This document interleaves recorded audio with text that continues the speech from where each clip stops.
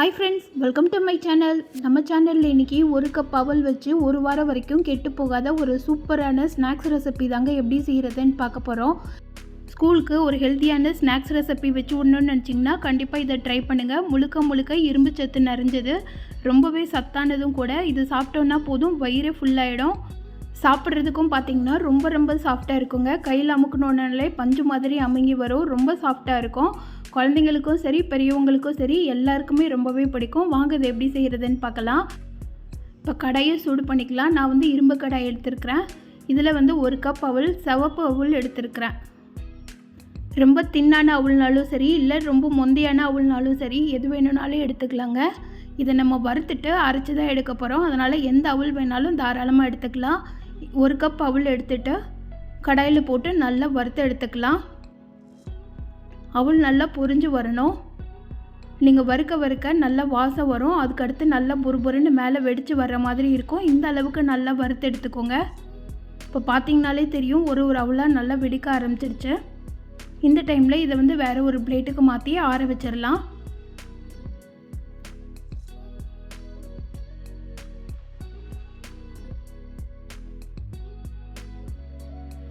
இப்போ அதே கப்பில் ஒரு கப் அளவு வேர்க்கடலை எடுத்துருக்கிறேன். நான் பச்சை வேர்க்கடலை எடுத்துருக்கிறேன். அதனால் நல்லா வறுத்துட்டு தோலை உரிச்சிட்டு நம்ம சேர்த்துக்கலாம்.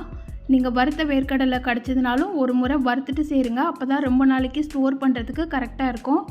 அது மாதிரி அரைப்பட்டு வரும்போதும் நல்லா அரைப்பட்டு வரும்.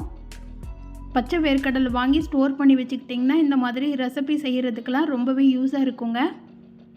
இது எல்லாத்தையும் நல்லா கலர் சேஞ்ச் ஆகி வர வரைக்கும் வறுத்துக்கலாம். மீடியம் ஃப்ளேமில் வச்சு வறுத்துக்கோங்க. அப்போ தான் உள்ளெல்லாம் நல்லா வறுபட்டு வரும். ஒரு 8லேருந்து 10 நிமிஷம் வரைக்கும் வறுபட்டுருக்கோங்க. இந்த அளவுக்கு நல்லா செவந்து வரணும். அதே நேரம் நீங்கள் வறுக்க தோலெல்லாம் நல்லா உறிஞ்சு வரும். அந்த மாதிரி இருந்தால் தான் கடலைப்பருப்பு நல்லா வறுபட்டுருக்குன்னு அர்த்தம். இதையும் மாற்றி ஆற வச்சுட்டு தோலை உரிச்சு எடுத்துடலாம். இப்போ வேறு ஒரு பேனில் 3 ஸ்பூன் அளவு நெய் சேர்த்துருக்குறேன். நெய் சூடானதும் ஒரு 1/4 கப் அளவு துருவின தேங்காய் எடுத்துக்கலாம். அந்த நெய்லேயே தேங்காவை நல்லா வறுத்துட்டு சேர்த்துக்கலாம். தேங்காவை நீங்கள் வறுக்காமல் சேர்த்திங்கன்னா சீக்கிரமே கெட்டு போயிடும். அதனால் நெய்யில் சேர்த்துட்டு வறுக்கும்போது நல்ல டேஸ்ட்டாகவும் இருக்கும். அதே நேரம் கெட்டு போகாத நல்ல மணமாகவும் இருக்கும். டேஸ்ட்டும் பார்த்திங்கன்னா ரொம்ப நல்லாயிருக்கும். அதனால் நெய்யில் நல்லா சுருள வதக்கிக்கலாம். தேங்காவோட ஈரப்பதம் கொஞ்சம் கூட இருக்கக்கூடாது. நல்லா ட்ரையாக வறுபட்டு வர வரைக்கும் வறுத்துக்கோங்க.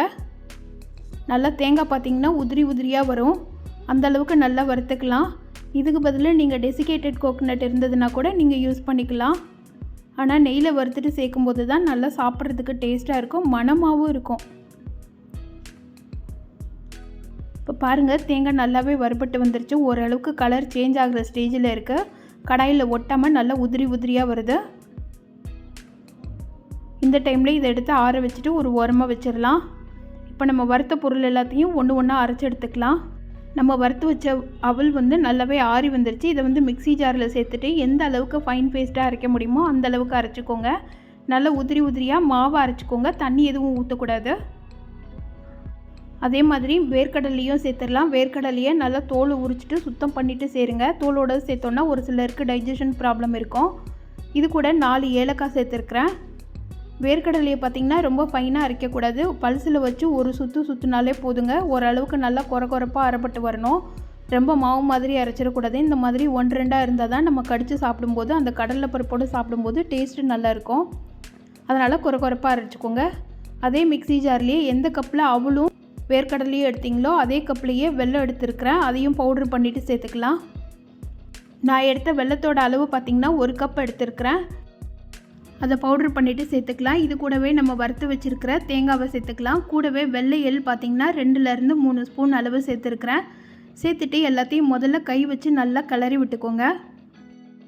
அது மாதிரி எல்லாத்தையும் சேர்த்து பிசையும் போது கொஞ்சம் அழுத்தம் கொடுத்து பிசைஞ்சிங்கனாலே போதும். வெல்லம் நம்ம கையில் இருக்கிற சூடுக்கே நல்லா இலகி வந்துடும்.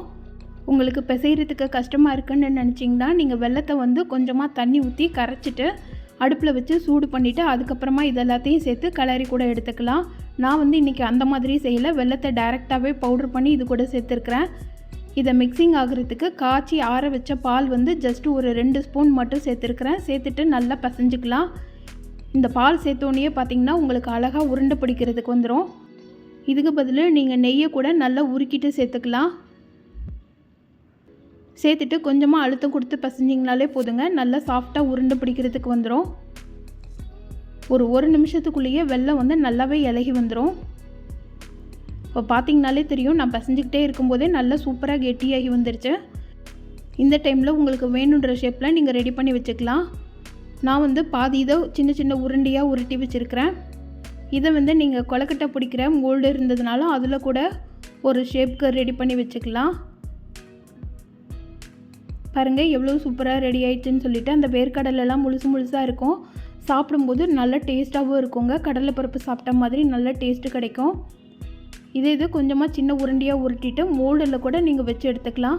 இந்த மாதிரி செய்து கொடுத்தோன்னா குழந்தைங்க வந்து அந்த ஷேப்காகவே சாப்பிடுவாங்க.